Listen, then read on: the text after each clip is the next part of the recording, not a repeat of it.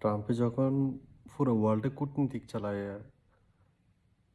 ইরানের সাথে যুদ্ধ বন্ধ করতে পারে নাই বা ইরানকে থামাতে পারে নাই বা সত্য মানাতে পারে নাই 15টা সত্য, যেখানে 15টা সত্য আপনার সবগুলো আমেরিকার অনুকূলে।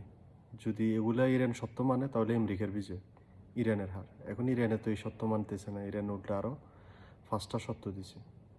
তো কথা হচ্ছে এখানে ইসরায়েলের যে প্রতিরক্ষা মন্ত্রী আছে, ও প্রতিরক্ষা মন্ত্রী বলতেছে ইরানে যদি যুদ্ধ না থামায় বা মিসাইল মারা বন্ধ না করে তাহলে ইসরায়েলকে তামা তামা করে দেওয়া হবে।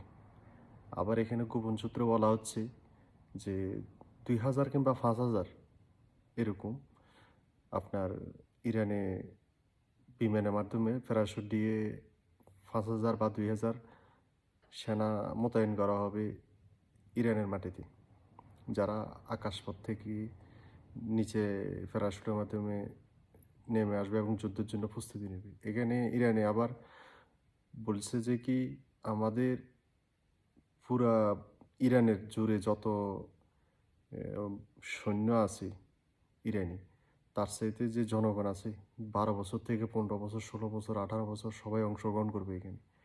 তারা একটা ভিডিও প্রকাশ করছে। তো সব কিছু মিলিয়ে যুদ্ধের অবস্থা আমার মনে হচ্ছে না ঠান্ডা হবে।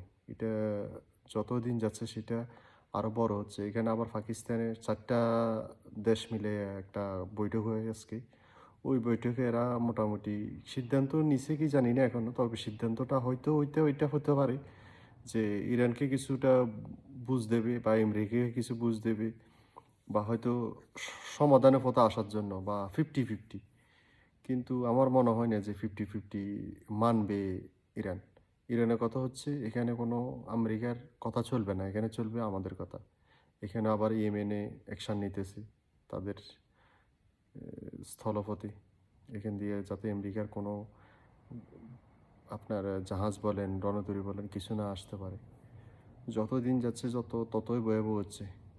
দেখা যাক আল্লাহ কী করে।